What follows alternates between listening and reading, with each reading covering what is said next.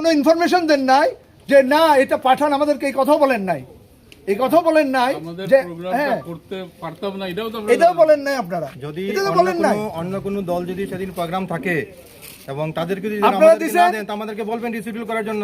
এখন যারা করতেছে তাদেরকে আপনারা পারমিশন দিবেন? এখন যারা করতেছেন আমরা যে আমাদেরকে ব্লকের সামনে যারা আমাদের কথা কওয়ার সুযোগ দিতেছে না, কাইরা নিতেছে, তাদেরকে পারমিশন দেন নাই আপনারা। আপনার কথা যদি সত্য হয় যে আপনি পারমিশন দেন না, আপনি আমার দরখাস্ত বা আবেদন বা অ্যাপ্লিকেশন আপনি রিসিভ করছেন, তখনও বলেন নাই এটা আমার এখতিয়ারের মধ্যে নাই, আপনি যান এসপির কাছে, আপনি যান ডিএম এর কাছে, আপনি যান মুখ্যমন্ত্রীর কাছে, আপনি বলেন নাই, আপনি রিসিভ করছেন, রিজেক্ট করেন নাই, পরবর্তী সময় আমাদেরকে ইনফর্ম করেন নাই যে না এখানে একটা প্রোগ্রাম আছে, আপনারা এই দিন করতে পারবেন না, আরেকটা দিন করেন, এই কথাও বলেন নাই। Don't be misguided us. Don't be misguided. No, sir, I am not misguiding you. I time to time inform those who submitted complaint. I have informed him. কিভাবে করছেন ইনফর্ম? চিঠি দিয়েছেন? চিঠি তো আমি দেব না, চিঠি তো দিব যে রিসিভ করছেন তো রিসিভ অ্যাপ্লিকেশন। তো আমি করব না না না না আপনাকে আপনি রিটার্ন রিসিভ দেওয়া করছেন। আমি রিসিভ রিটার্ন দিলে তো আপনি রিটার্ন রিপ্লাই দেবেন। আমি রিসিভ করছি ব্রেকে লোয়াই রিপ্লাই দেবেন। আপনারা তো আমরা জানাবেন। এই যাবত এই সমস্যা হয় নাই আমাদের, এই যাবত গত 8.5 বছর যাবত আমরা অনেক কর্মসূচি করছি, আপনারা অনেক কর্মসূচি বাধা দিয়েছেন, আপত্তি জানাইছেন, আমরা আপনাদের বাধা আপত্তি বা আপনারা যে কারণগুলো দেখাইছেন আমরা মাইনা নিছি, আমরা মাইনা নিছি, কিন্তু এই যে বললেন আমরা পারমিশন দেই না। 8 তারিখ আমরা বিডিও সাহেবকে চিঠি দিছি, 8 তারিখ, আজকে 13 তারিখ, 10 তারিখ আমরা থানাতে কাগজ দিছি, আজকে 13 তারিখ। তাহলে এই সময়টা, এতটা সময় আমরা কেন জানানো হইলো না যে আপনাদের প্রোগ্রামটা বাতিল করেন? না, আমি ইনফর্ম করছি। আমি না না ইনফর্ম কি আগে আপনাকে লিখিত দেওয়া হয়েছে, আপনি লিখিত জানাবেন তো। তো লিখিত ভাবে জানাননি কেন? ইনফর্ম করা হয়েছে স্যার। আপনি কিভাবে ইনফর্ম করছেন? রিটার্ন রিপ্লাই তো রিটার্ন রিপ্লাই হবে তো। জবাব তো রিটার্ন হবে তো। 72 ঘন্টার আগে আপনার ট্রেন সাবমিট করছি। রিটার্ন অ্যাপ্লিকেশন জবাব তো রিটার্নই দেবেন। এটা ভার্বাল কমিউনিকেশন তো হয় না এটা।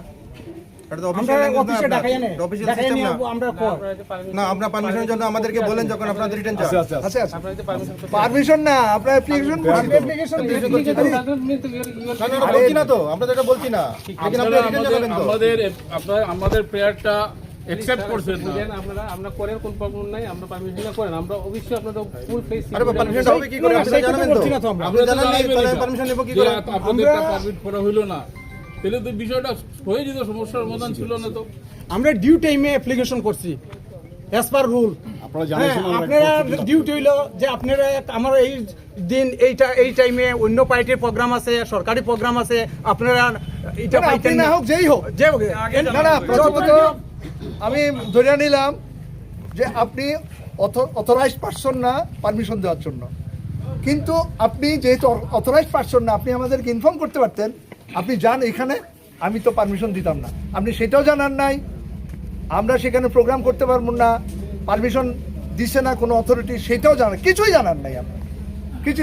আর সবচেয়ে বড় প্রশ্ন হচ্ছে আমাদের আইন তো মানুষের জন্য, আইনের জন্য মানুষ না, আমরা তো মানুষের কথা বলা, মানুষের নাম নাই। আপনাদের মধ্যে অনেক আছে গরিব মানুষ যারা আজকে বঞ্চিত, নানাভাবে আক্রান্ত, অবরোধের শিকার, যন্ত্রণার শিকার। এই রাজ্যে গণতন্ত্র প্রতিষ্ঠার যে লড়াই, সেই লড়াইয়ের মধ্যে আমরা আছি। আইনের শাসনের আমরা প্রতিষ্ঠা করতে চাই, আপনাদের পাশে আমরা আছি, আপনাদের পাশে আমরা আছি। কাজে সেদিক থেকে আমার মনে হয় আপনারা কথা বলেন অথরিটির সাথে, প্রয়োজনে আমরা প্রতিনিধিমূলক, এতটুকু কইতেছি, প্রতিনিধিমূলক আমরা বিডিও সাহেবের কাছে ডেপুটেশনটা দিয়ে আমো। এতেও যদি আপনাদের আপত্তি থাকে তাহলে বুঝবো আপনারা মানুষের স্বার্থবিরোধী। এইটা মাইনা নিতেছি। আপনারা কইছেন মিছিলে পারমিশন দিচ্ছেন না, ঠিক আছে, অলরাইট, আমরা এখানে সবাই থাকবো, আইনের প্রতি শ্রদ্ধা রেখে আমরা এখানে থাকবো। আমাদের মাননীয় বিধায়ক আছেন, প্রাক্তন মন্ত্রী আছেন, পার্টি নেতৃত্ব আছেন, নির্বাচিত প্রতিনিধি আছেন, তারা 4-5 জন যাইবেন বিডিওর কাছে, আমাদের মেমোরেন্ডামটা দিয়া তারা আয়া পড়বেন, আমরা এখানে অপেক্ষা করবো। এতেও যদি আপনাদের আপত্তি থাকে তাহলে বুঝতে হবে আপনাদের কোনো জায়গায় টিকি বাধা আছে, আপনারা আইনের না, পুলিশ অ্যাক্ট অনুযায়ী আপনি চলতেছেন না। বুঝতেইব এই রাজ্যে যারা সুশাসনের নামে দুঃশাসন কায়েম করছে, তাদের নির্দেশে আপনারা আমাদেরকে বাধা দিতেছেন।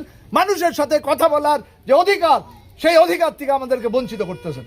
কোনটা করবেন দেখেন আপনারা। গরিব মানুষের নাম তালিকায় নাই, রেগার কাজ নাই, জিনিসের দাম বাড়তেছে প্রতিদিন, আইন শৃঙ্খলা ভেঙে পড়ছে, রাস্তাঘাট যুদ্ধ বিধ্বস্ত। মানুষের জন্য, জনস্বার্থে, গরিব মানুষের স্বার্থে, বিশেষ করিয়া দলিত, আদিবাসী, সংখ্যালঘু সমস্ত অংশের মানুষের স্বার্থে এই রাজ্যে গণতন্ত্র নাই, আইনের শাসন ভেঙে পড়ছে। গণতন্ত্র পুনরুদ্ধারের জন্য, আইনের শাসন প্রতিষ্ঠার জন্য এই যে মূল্য বৃদ্ধি, অস্বাভাবিক মূল্য বৃদ্ধি, এবং ঘর নিয়ে যে এই সময়ের মধ্যে তালবাহানা, মিথ্যাচার, কুৎসা, অপপ্রচার, গরিব মানুষকে বিভ্রান্ত করা হইতেছে, তার বিরুদ্ধে প্রতিবাদ জানায় আমরা বিডিও সাহেবের সাথে আলোচনা করতে চাই। কেনই তালিকা প্রণয়ন করলেন, কারা করলেন? যিনি ঠিকাদার, ইনকাম ট্যাক্স পে করে, উনার নাম তালিকায় আছে, আর দিনমজুর, বিপিএল কার্ড হোল্ডার, তার নাম নাই। এই যে সাম্প্রতিক ঝড়ে এই যে মানুষের ঘর বিধ্বস্ত হয়েছে শিলাবৃষ্টিতে, একজন কোনো সাহায্য পায় নাই, তাদের নাম নাই। এই কথাগুলো কইতে পারি না আমরা সময় চাইছি, আপনারা রিসিভ করছেন, আমাদেরকে রিগ্রেট করেন নাই আপনারা। আমরা কর্মসূচি নিছি, বারবার আমাদেরকে বলা হয়েছে ঠিক আছে 2টা না 2.5টা না 3টা, কেন এখন আমাদেরকে বাধা দিতেছেন? দেশে তো একটা সংবিধান আছে, সংবিধানে কি আমার মত প্রকাশের অধিকার নাই? দাবি জানানোর অধিকার নাই? কথা বলার অধিকার নাই? আমরা তো হাতে অস্ত্র নিছি না, আমরা হাতে একটা ঝান্ডা নিছি, শ্রমিকের রক্তে রঞ্জিত এই ঝান্ডা নিছি, কেন আমাদেরকে বাধা দিতেছেন? আমাদেরকে রাস্তা ছেড়ে দেন, গরিব মানুষের জন্য আমাদের কথা কওয়ার সুযোগ দেন। আপনাদেরই তো নিরাপত্তা নাই, থানার ভেতরে পুলিশ হেনস্থার শিকার হইতেছে, আক্রান্ত হইতেছে, খুন হইতেছে, অপহরণের শিকার হইতেছে, হাসপাতালে চিকিৎসক আক্রান্ত হইতেছে, আদালতে আইনজীবীরা আক্রান্ত হইতেছে, বিদ্যালয়ের শিক্ষকরা, কলেজে অধ্যাপকরা আক্রান্ত হইতেছে, আর নারীদের কথা কয়ে লাভ নাই।